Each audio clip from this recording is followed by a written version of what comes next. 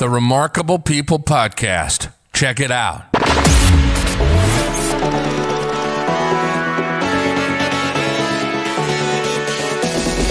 The Remarkable People Podcast. Listen, do, repeat. For life.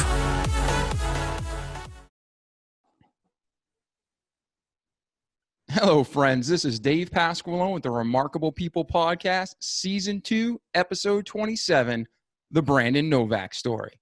Brandon, thanks for being here today, brother. Thanks for having me, man. I'm honored. Oh, dude, it's my honor. Just so the listeners know how we met, I was sitting here working on my computer, working on the podcast, and like the good cell phones we have, they're listening to everything we say. So I don't know if I told you this, but all of a sudden across my phone comes, Remarkable Stories on YouTube, right? So it's like stalking me through the phone, but it's helping me. So I see this Brandon Novak addiction story, and I click it, and I watched the whole hour and 7 minutes, man. I was just completely taken and blown away. And then in my heart, I'm like, I want to talk to this guy. I want to get him on the show. He could help so many people. And Brandon has been nothing but a gentleman, ladies and gentlemen. He has been easy to work with, such a great guy. And we've talked for a couple months now, right? Yeah. And between his schedule and my schedule, we finally made this happen. And you will be listening to this on May 25th. And I had no idea the significance of this date. So as Brandon tells the story, we're going to see how this all ties together in a way that we couldn't have coordinated. So Brandon, how the show works is we go through the past, then we lead up into the present and the future. So you just share your story as you see fit with the audience, what challenges and circumstances you had to overcome and how you did it in the practical steps, so our listeners and loved ones can too. So at this time, I'm going to turn the mic over to you. And ladies and gentlemen, you're in for a treat. Again, and just so you know a backstory, I'm going to put a link in the show notes. Brandon was a professional skateboarder, New York Times best-selling author. He was in the famous Jackass series and movies. He was in with Viva La Bam, and he is just an incredible human. He comes from a situation that he's going to disclose, but he's made and lost more money than most people will ever dream of. And yet, despite all these hardships and circumstances, he's here today with us, back on his feet and stronger than ever. So, Brandon, thank you again for being here, and I'm looking forward to hearing your story. Thank you. Thank you for that very gracious introduction, if you will. My introductions never looked like that for a long time. Prior to sobriety, my introductions were more so, will the defendant please rise?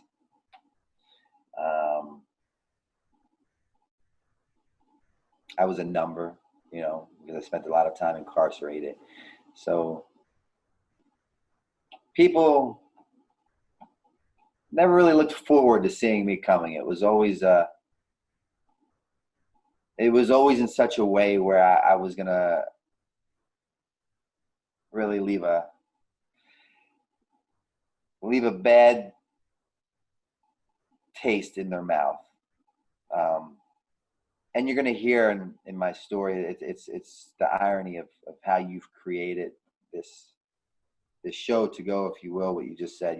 People usually generally talk about their past, where they're at now, present, to where they believe they're headed, future.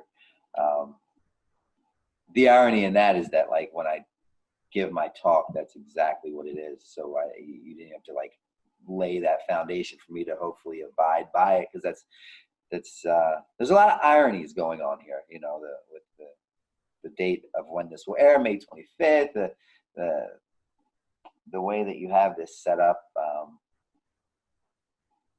I always say, is it odd or is it God? Yeah, I agree, man. There are no accidents. It's 100% God. Yeah, and I've learned throughout my experience with sobriety is that when I want to make my God laugh, I tell him how my day is going to go.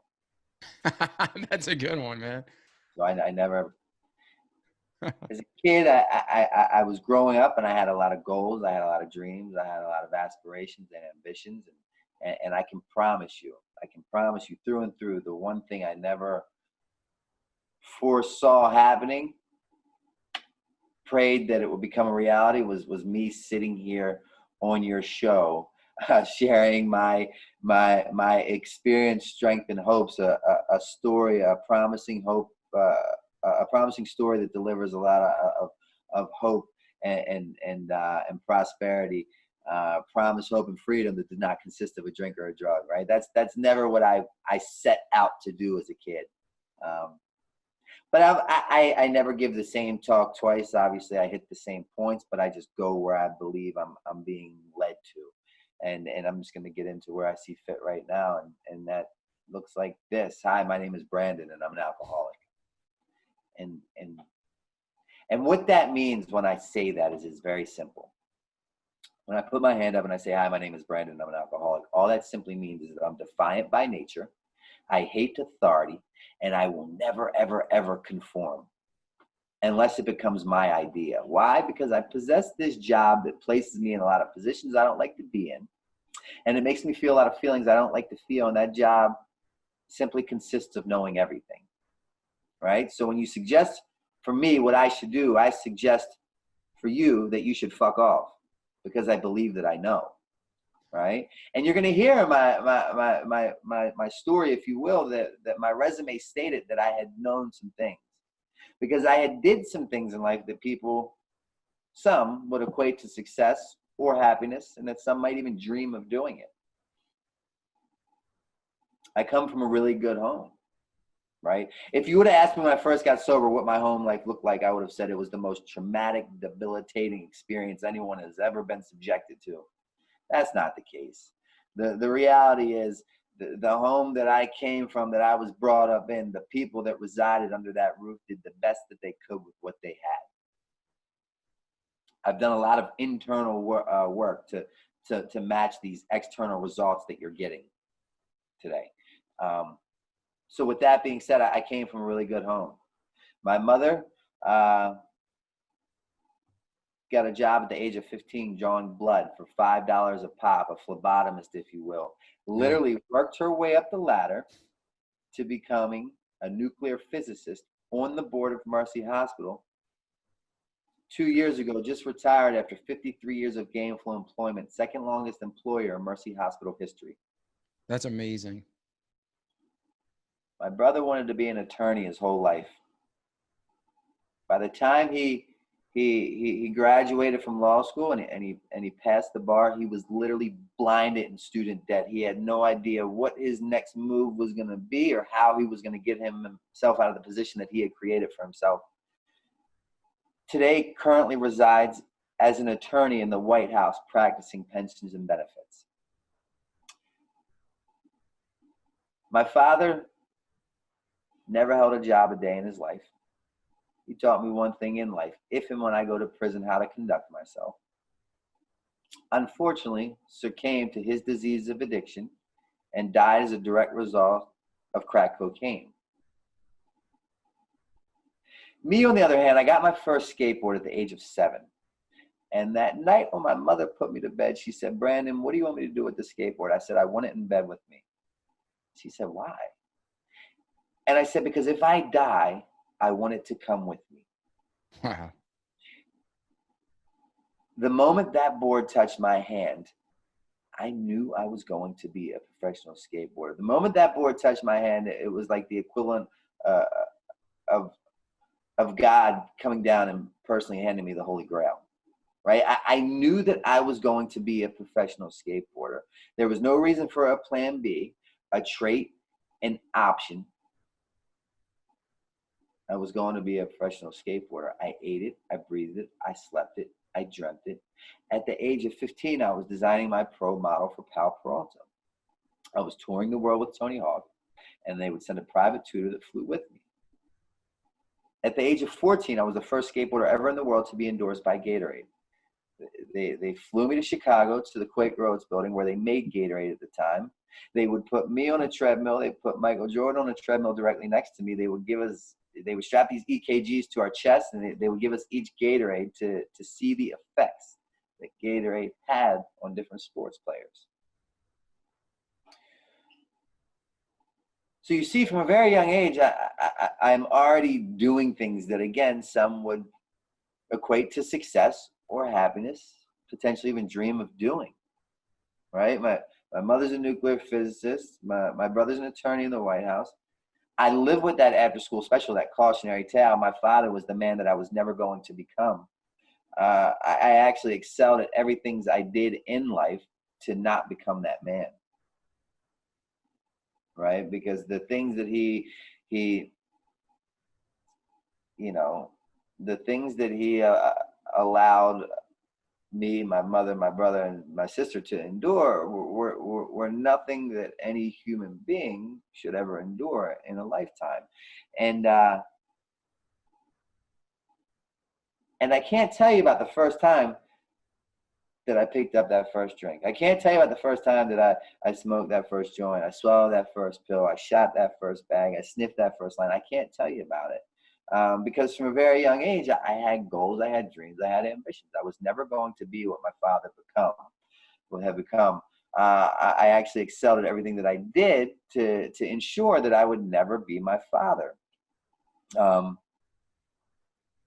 I can't tell you about the first time I picked that thing up, but what I can tell you about was the first time that thing, meaning a drink or a drug, was threatened. And you're going to hear in my story that anything, and I mean anything, that stands between me and that next bag, bottle, or pill must and will go. And it was never personal. It was always just business, right? And what that looked like is I was on a tour with a bunch of skateboarders, and one skater in particular, a fellow by the name of Mike Vallely, was on the tour with us, and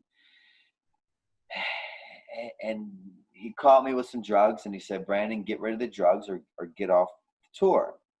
So as any good alcoholic does, I take the drugs, I throw the drugs down the sewer. We finish this demo. We go back to the hotel. I meet a gentleman at the hotel. He drives me back to the demo, where I go to the sewer. I fish the drugs out of the sewer. Long story short, I get caught with the drugs, and I get kicked off the tour. Now, my mind, see, I've now, I now possess this alcoholic-ridden brain that lies to me in my own voice, and it makes me believe the unbelievable. And what that brain is telling me at this point in time is that the skateboarding world needs me. It cannot go on without me, and I am an asset.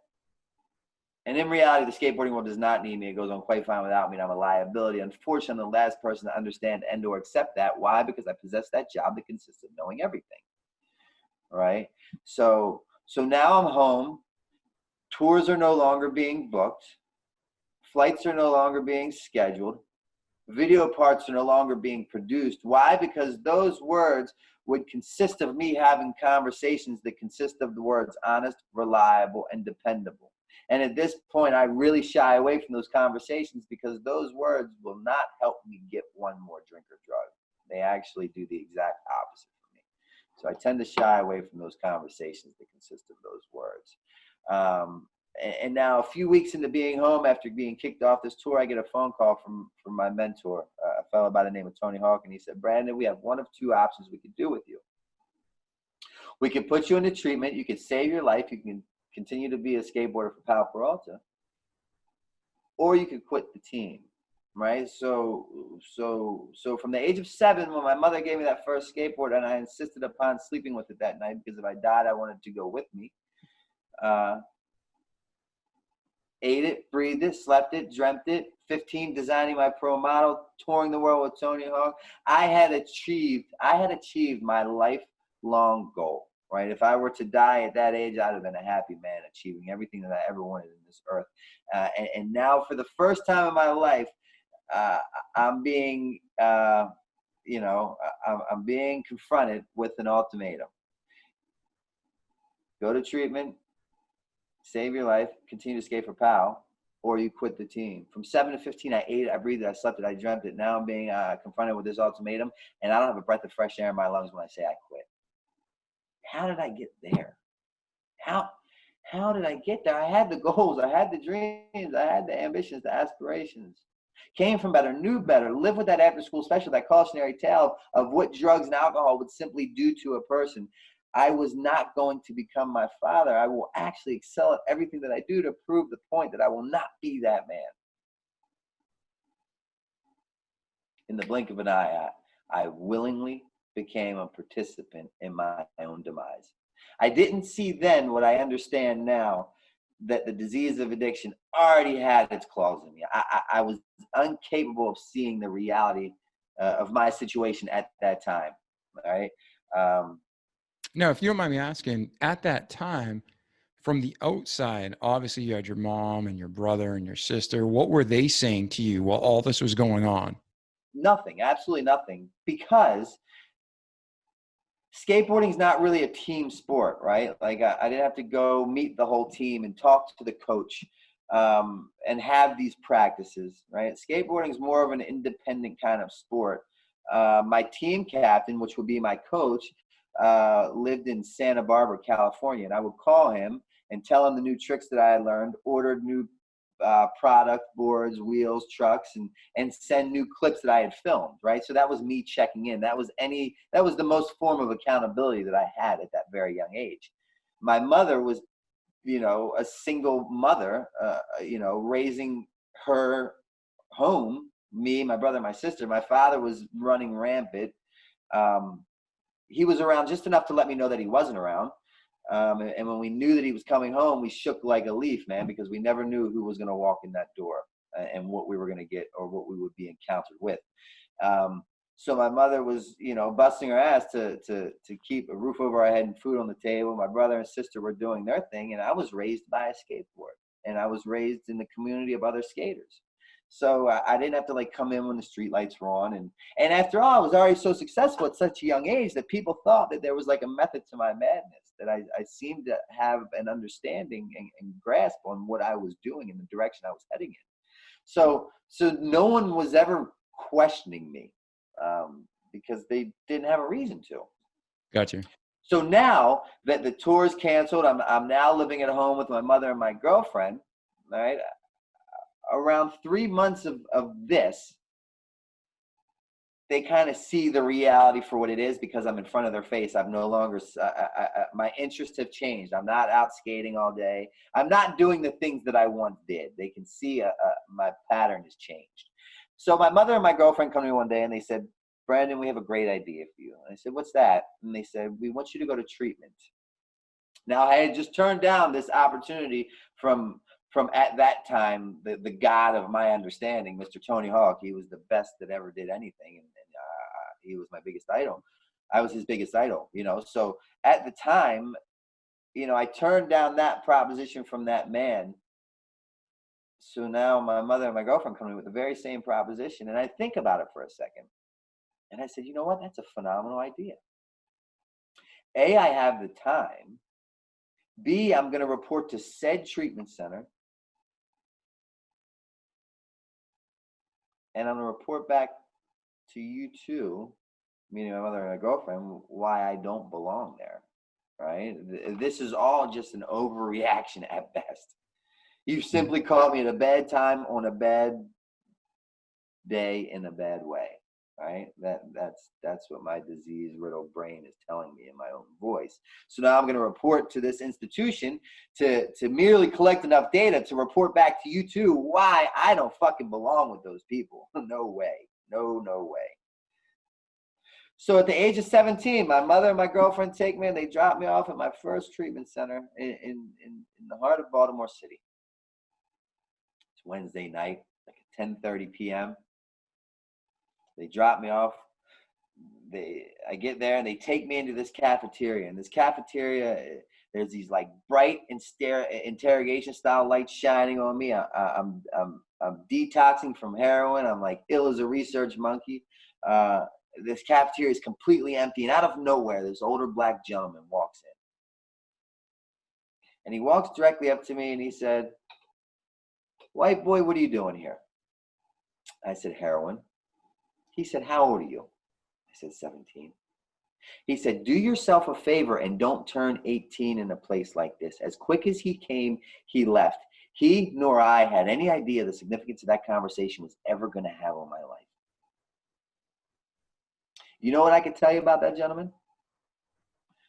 I can tell you where the 4 teeth were placed in his mouth, because at the time I had all mine. You know what I can tell you about that gentleman? Is that he was 70 to 75, I was 17. He was black, I was white. He smoked crack cocaine. My delusional alcoholic brain, the one that lies to me, my own voice that makes me believe the unbelievable, tells me that I successfully do heroin. He's homeless. I live with my mother and my girlfriend. God bless that man. I'm so grateful he found the answer for which he's in search of. You know what I can't tell you about that place? I can't tell you my therapist's name. I can't tell you about the relapse prevention packet they're shoving down my throat. The healthier and unhealthy boundaries they're trying to instill in me. Because if I can tell you about those things, that means that I can relate to being one of those people, and I want no part. I told you, I simply came to this institution to prove a point of why I don't belong. I'm comparing out at everything that I can find that does not, intertwine with me. I successfully complete that 30-day treatment center. Upon completion, being released, I've built up no defense against me and that first drinker drug. And he was right. He was right. I didn't turn 18 in a place like that. I turned 19, 20, 22, 23, 25, 27, 29, 32, 33, 34, and 35 in a jail or a treatment center. Wow. Every year, I'd sit on whatever bunk in whatever cell of whatever jail I was in, or whatever bed of whatever treatment center I was in, and I would think back to that older gentleman and say, maybe if me, myself, Brandon Novak, would have listened to that man with an open mind and an open heart, I would not continuously find myself in this situation year after year after year after year. Meaning that it was fully self-induced. I had now created and or painted this picture for which you see me in. In between all those years, all those birthdays, I'm in and out of treatment centers. I would go into these treatment centers and I would loiter with the intent to recover, right? I'll get a sponsor because that's what the therapist suggests that I do. And after all, I want her to get the fuck off my back because I'd like to get a few extra hours on my weekend home visit. So I need to make her believe that I'm abiding. You want me to get a home group? I can do that really simple. You want me to get this network of people? I'm a people person, right? But then you say work the steps, and I say, Jesus Christ, how many times are we going to overreact here? And then for the life of me, I can't understand why I'm standing back on the corner of Eastern Avenue and Patterson Park, selling my body for another bag of heroin. How did I get there? I had the goals. I had the dreams. I had the aspirations. My mother's a nuclear physicist. My brother's an attorney in the White House. My father dies as a direct result of the disease of addiction. First skateboarder endorsed by Gatorade, hanging out with Michael Jordan, touring the world with Tony Hawk, a private tutor that flies with.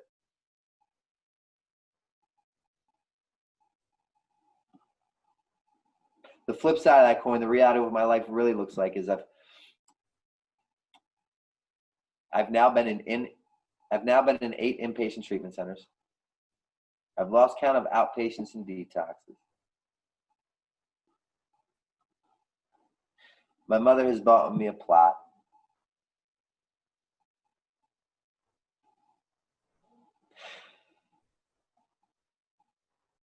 Now I trip and I fall into these movies called Jackass, these TV shows called Viva La Bam. Again, doing something in life that people would equate to success or happiness, some even dream of doing. But now, just like in the skateboarding world, in this Jackass world, my flights are no longer being booked. Paychecks are now being diverted to my second ex-fiance, because clearly they like to get in between me and getting high, so that's not going to last. Because the people at Paramount say if we book them the flight, will he make the flight? Let's say we book him the flight and he catches the flight. What condition will he be in when he gets here? Fuck it. Let's say we book him the flight and he makes the flight. Is the same thing that's going to happen as last time, where we have to kick the bathroom door down at Paramount Studios because he's dead on the ground with a needle in his arm. That's not a good look for the work world. But the delusional alcoholic brain from which I possess, the one that lies to me in my own voice, that makes me believe the unbelievable, tells me that the jackass world needs me. It cannot go on without me, and I am an asset. In reality, it does not need me. It goes on quite fine without me. I'm a liability. Unfortunately, I'm the last person to understand that, because I possess that job that consists of knowing everything. Now see, in between, all these attempts at treatment and doing these things that most would say are socially acceptable, I continue to go to these 12-step meetings. And at these 12-step meetings, they keep telling me that my life is unmanageable. And now I believe that my life is unmanageable. Define unmanageable for the audience. Like, what do you mean by unmanageable? Unmanageable is that at this point in time already, I live to use and I use to live. I can't keep a needle out of my arm to save my life, right? The drugs now dictate what I do, who I do it with, and when I do it. My life literally revolves around how I'm going to get the next one. Got you. Okay. So, I mean, after all, I've been in 8 inpatient treatment centers. I've lost count of outpatients and detox. My mother has bought me a plot. I've been medevac to 2 different hospitals in 2 different states from 2 different overdoses.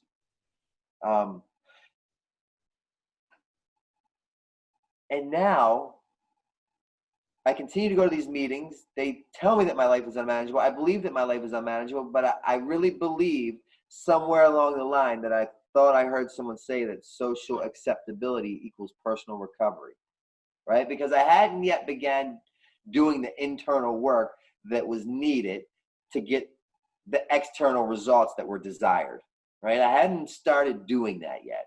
So I believed that everything was external, right? If the home was big enough, the woman was pretty enough, the car was new enough, and the account was high enough, then I got to be fucking doing great. I really believe that, right? So now I end up in these movies, Jackass, these TV shows called Viva La Bam, and let me back up and try to allow the viewers to understand the powerfulness addiction is. Yeah, please do. How powerful it is. It's the most powerful thing I've ever been confronted with, and I've never seen anybody beat it, right? What I'm about to share with you is not debatable. No one needs to question it. You can look it up in any medical dictionary in the world. If you've been diagnosed as an addict or an alcoholic, all that simply means is you've been diagnosed with a disease that, if left untreated, equals death. It's a fatal disease. That's the fact of the matter. Now, going in and I'm being a resident of 8 inpatient treatment centers and have lost count of outpatients and detoxes, long ago I've been diagnosed as an addict and an alcoholic, right? So there's no question in my mind at this point if I am or am not one of those. But as far as I'm aware of, it's the only fatal disease from which I possess that lies to me on a daily basis in my own voice, making me believe the unbelievable, that I don't possess this disease. Follow me. Diagnosed with HIV, I'm rushing to the hospital to get medication. I don't want to die. Fatal disease. Diagnosed with cancer, I'm rushing to the hospital to get chemo. I don't want to die. Fatal disease. Diagnose me as an addict or an alcoholic. I need a glass of wine or a bag of heroin to figure out what the fuck's wrong with you for diagnosing me with said disease. It's just as fatal as the first 2 diseases. But left to my own devices, I'll believe that I do not have a disease. I will finish this interview with you. I will shut my computer down, and I will go up the street and buy a whole bunch of heroin. And the scary thing is that I can make that make complete sense to me. And if you are asking yourself what your devices would be that would allow you to make such an insane decision as that, it's simple. Brandon sponsors Brandon. Brandon is Brandon's God, and Brandon only attends Brandon's Anonymous.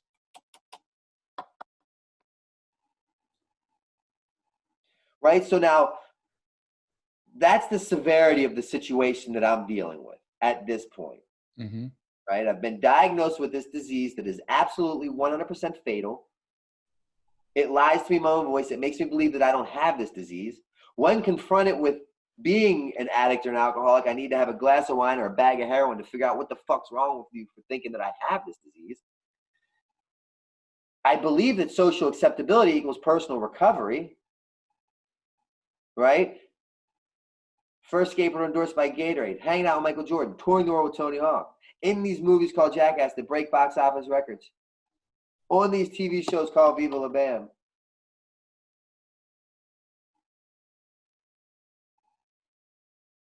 But yet I possess this disease-ridden brain that lies to me in my own voice, that makes me believe the unbelievable. You people tell me that my life is unmanageable. I believe that my life is unmanageable, but what I forgot to share with you is now, being in those movies Jackass, I'm now doing appearances at nightclubs. And at these nightclubs, they say, okay, Mr. Novak, what would you like in your green room on your rider? I'd say some heroin, some cocaine, some Xanax, and some wine. They'd say, no problem. They would give me those substances. I would take pictures. I would sign autographs. At the end of the night, I get a check for $10,000. Wow. So now, right, it's literally become my job to get high. And I believe, after all, social acceptability equals personal recovery. You tell me that my life is unmanageable. I believe that my life is unmanageable, but take a look at my bank account. That seems pretty fucking manageable. Paired with the fact that I have this delusional alcoholic brain that lies to me in my own voice, that tells me I don't have this disease. Paired with the fact that I'm defiant by nature, I hate authority, and I will never conform unless it becomes my idea. Paired with the fact that I possess this job that consists of knowing everything. Paired with the fact that I walked into that first treatment center completely comparing out, thinking that this was just an overreaction at best. You simply caught me at a bad time, on a bad way, in a bad day. Paired with the fact that now, being in these movies Jackass, the reality is the more outlandish my behaviors are, the more outrageous my antics become, the higher in demand I am, which means the more money that I make. So at this point, I don't know, hot from cold, right from left, up from down. But now, just like in the skateboarding world, in this Jackass world, flights are no longer being booked. Paychecks are now being diverted.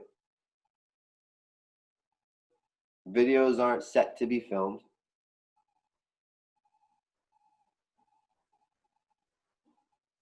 So now I come up with a foolproof plan of how I'm going to beat my disease of addiction, right? Because the reality is, despite doing some things in life that people would equate to success or happiness, some even dream of doing, the reality of what my life really looks like is I've now been in 10 inpatient treatment centers. I've lost count of outpatients and detoxes. My mother has bought me a plot. People have taken life insurance policies out on me. Soon, I'm about to wake up from being on life support for 7 days. My mother's already sold 3 homes to financially pay for me to go to 2 different treatment centers. But I got a plan, and the plan does not consist of going back to another treatment center, because I'm so internally unique. Yes, I see that it works for the rest of that world, but it can't work for me, right? They haven't seen what I've seen. They haven't experienced what I've experienced. They haven't felt what I've felt. They haven't walked in my shoes. See, that's all the things that my delusional alcoholic brain is telling me, right? Yeah, and then I find it interesting, too, that you mentioned this. The exact behaviors that are destroying you are what people are absolutely paying you for and wanting more of. So you're publicly getting demand to feed the evil side. Absolutely. Where, that good side is being destroyed. And it's like you're selling what the people want to make money, but yet it's killing you and your family on the inside. So it's a crazy dynamic. So you have that dynamic, but then pair that with this delusional alcoholic brain that I possess, that lies to me in my own voice. It makes me believe the unbelievable. Yep. Paired with the fact that I have this disease that tells me I don't have a disease. Paired with the fact that the more outrageous my behaviors are, the more outlandish my antics to become, the higher in demand I am, the better my ratings are, the more money that I make. Yeah. Paired with the fact that I get paid to do appearances in bars that literally supply what I'm demanding, which is the very same thing that's killing me. Yeah. And just in case the listeners, we jumped into this, but in case the listeners don't know, Brandon's background with the skateboarding, that's pretty self-explanatory, but the Jackass series and the Viva La Bam, I want to try to paint a picture for someone if you're not familiar with it. It's basically guys being crazy, doing stunts, doing things that they physically, you guys damage yourselves in a lot of ways.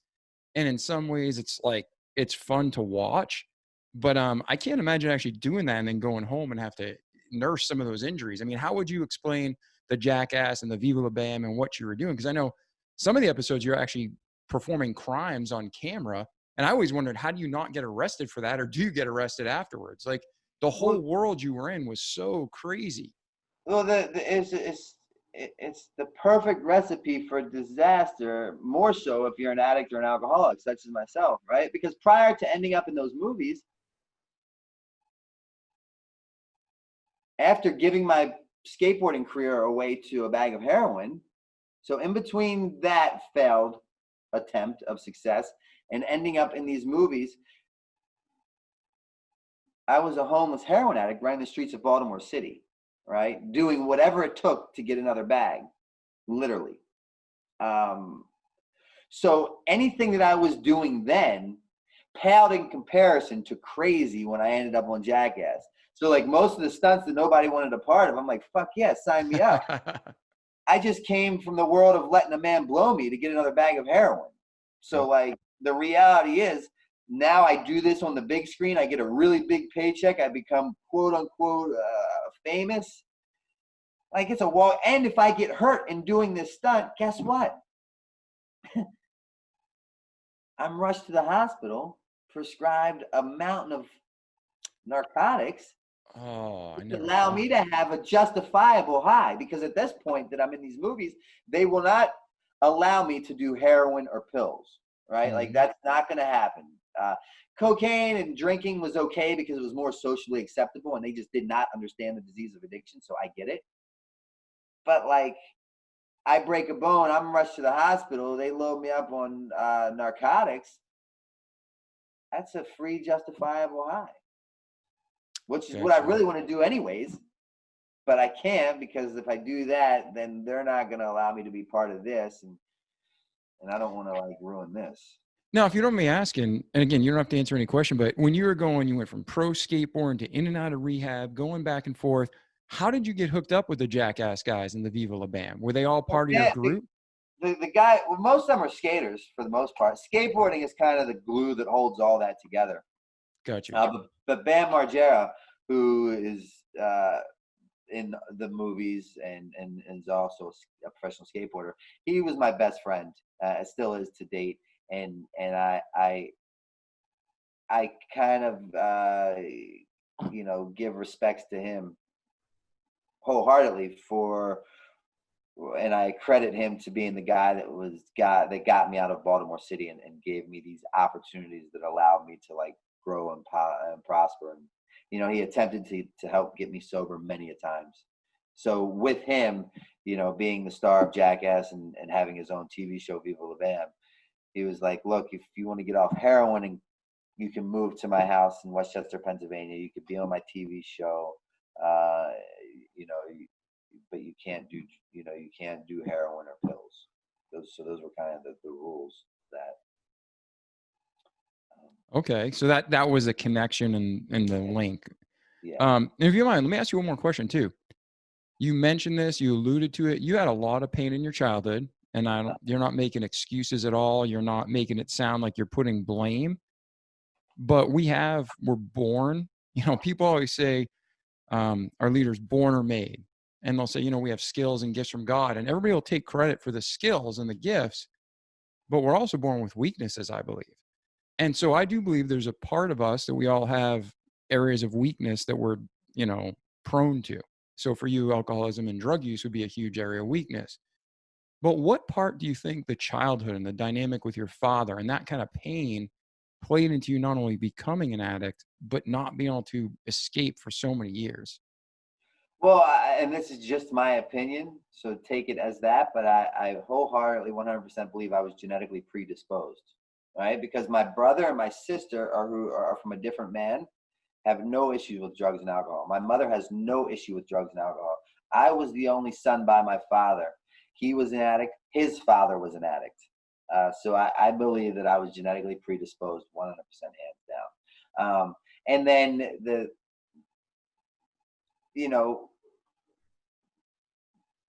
I don't want to say being a victim of his upbringing, but being being a child that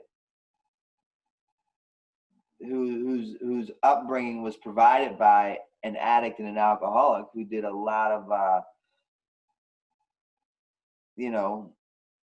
unsafe things and placed not only himself but his family in a lot of unsafe positions. You can't really expect tons of good to come from that immediately. You know what I mean? Like, it just doesn't, it's unrealistic to believe that, like, if I'm raised by a father who never held a job a day in his life, spent the majority of his time in and out of prison, ran with the Hells Angels, it's pretty unlikely that I'm going to come out of that upbringing as a straight A student who just received a full scholarship to Yale. It's just kind of doesn't really make sense. Yeah, and statistics are against you, but for the listener out there, many of us have bad backgrounds. Many of us have same issues you have. Mm-hmm. Would you agree or disagree that we don't have to believe the lie that history dictates our future? Oh, absolutely. And I think the further along that I get with my story, the end kind of ties up that question. Then I'm going to shut up and keep going, brother. So I come up with a foolproof plan of how I'm going to beat my disease of addiction, right? Because what my disease of addiction is telling me is that I am so internally unique. Yes, I see that it works for all these other people that are in my treatment centers that I attend in hopes to get sober, but it can't work for me, right? Because, like, they didn't watch their father cut their mother's throat at the age of 8, right? At the age of 7, their father didn't take them to strip joints. And when he would go in the back to conduct business, they would sit me at the stool as the pretty dancing girls would pour shots of ginger ale or Coca-Cola into the shot glasses. I would do the shots. The girls would applaud, and my father would give me that look of approval, right? Those people in those treatment centers, they didn't get paid to get high like I got paid to get high from doing those appearances and rewarded with the same thing that was ultimately my demise. Like, they didn't end up in movies that broke these box office records. So, like, of course it works for them, but I'm so internally unique that it could never work for me, is what I really believed, right? And my information is coming from the thing that's the biggest problem in my life, the thing that resides in between my 2 ears, right? Because my thinking, my attitude, my behavior is the problem. The drugs and the alcohol, knowing what I know now after doing this internal work, are simply the solution to what my problem was. So the drugs and alcohol were the exact opposite of my problem. They were the solution to what my real problem was, which was me, my thinking, my attitude, my behavior. And after all, that's all that I can control anyways. But I did not know that at the time. So I'm not going to go to another treatment center because I've been to 10 already. They're not going to tell me anything new that I haven't heard or learned before. So I come up with a foolproof plan of how I'm going to beat my disease of addiction. And I mean it. I mean it. Strap me to a polygraph. I would have every police officer in the world pat me on the back saying, boy, we wish everyone was as honest as you are. If that were the case, the world would be a safer place to live in. Right? That's how much I believe this plan that I'm about to embark on. I would literally bet my mother's life on it. If I'm lying, may she drop dead where she stands. That's how much I've bought in to this plan that I'm about to embark on, all in hopes to beat my disease of addiction. Because I've been to 10 inpatient treatment centers. I've lost count of outpatients and detoxes. It just doesn't work. So I'm going to move to Helsinki, Finland, right? It's literally across the world. They don't even speak my language. I'm going to go there. I'm going to regroup. I'm going to rebrand. I'm going to reassess. I'm going to reevaluate. I'm going to fucking redo life. Because I do not like the results that I'm receiving from my life here in Westchester, Pennsylvania, or Baltimore, Maryland.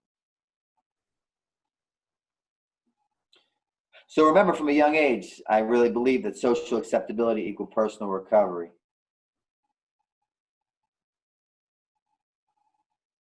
After all, I was raised with my mother always telling me, show me who you walk with, I'll tell you who you are.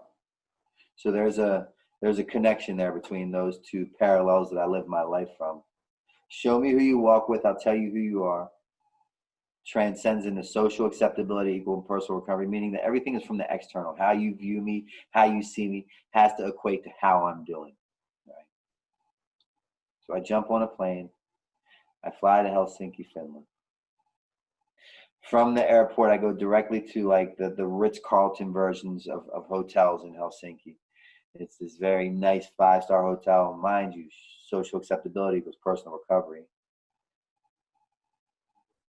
Show you who I walk with, tell you show me who you walk with, I'll tell me who I am, right? So I go to this Ritz-Carlton hotel. I go right directly to the hotel. I get into the hotel. I walk directly to the lobby bar. En route to the lobby bar, I pass all these businessmen in these expensive suits having these meetings in different languages. I walk directly to the lobby bar and I order a glass of wine, followed by another glass. There's 4 glasses to a bottle. I've now graduated to the bottle. While sitting at the bar drinking my bottle of wine, I meet a woman at the bar. She slides me a phone number. I now have a direct connection to heroin, which is being delivered to me at the hotel. I'm in the bathroom doing the very same thing that I swore that I was never going to do again. I had just escaped Baltimore and Westchester, Pennsylvania, to come here solely to change my life in hopes to put that thing to rest once and for all. And I'm in my bathroom. I'm in the bathroom. I'm doing what I do, and I stop and I call one of those sponsors that I've acquired along the way at one of my many, many attempts of sobriety. And I called my sponsor, Lex, and I said, Lex, how did I end up here?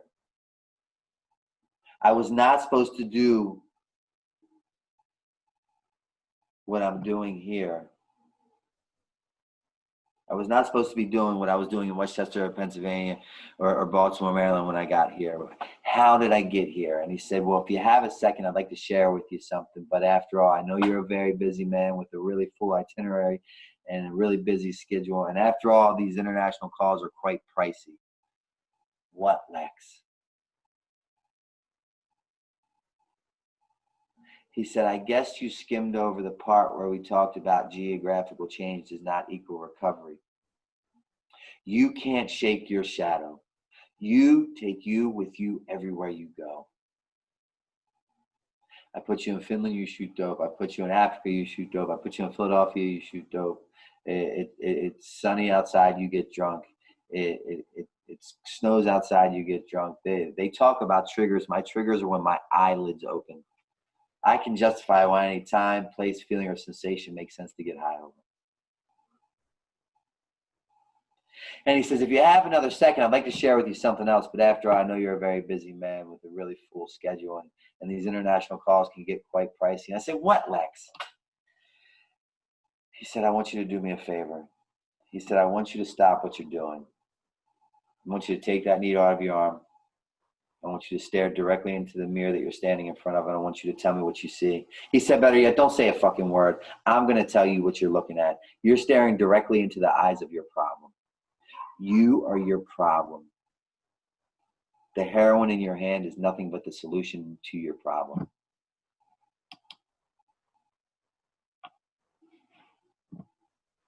That was not the answer I was in search of. That was not what I was hoping he would share with me.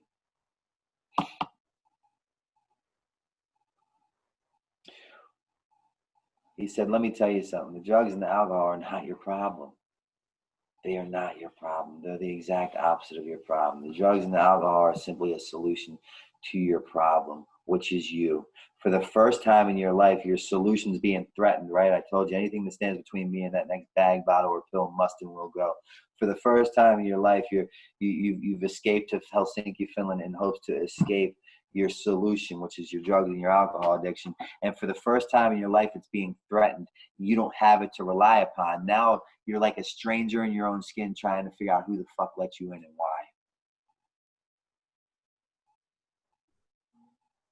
And wow, did that ever hit me? A lot of things became really clear when he shared that with me, because as I've learned throughout my many attempts at getting sober, and my experience, meaning the writing on the wall, always dictated that I could always get sober. I could just never stay sober, right? I can sit that thing down, like when the job's getting ready to fire me, the woman's getting ready to leave me, the home's getting ready to evict me, the parole officer's getting ready to violate me, the judge is getting ready to sentence me. When my back's against the wall, I can always sit that down, meaning the drink or the drug. I can go 7 days, detox myself just long enough to produce a clean urine, to get her belief, her love back, to make the employer think that I'm a reliable employee. To build people's hopes up. I can do that. I'm really good at doing that. I can always get sober, but the problem is I can never stay sober because I'm so uncomfortable in my own skin at that point without having my solution to rely upon. I'm a stranger in my own skin, and I don't know who let me in or why. I don't know what I like. I don't know what I think. I don't know how I feel. Please don't ask me any of those questions, because what if I say something that you think is weird or different and you share that with me? I get high over things like that. The Remarkable People Podcast. Check it out.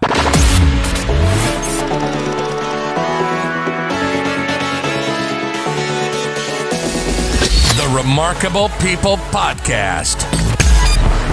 Listen, do, repeat. For life.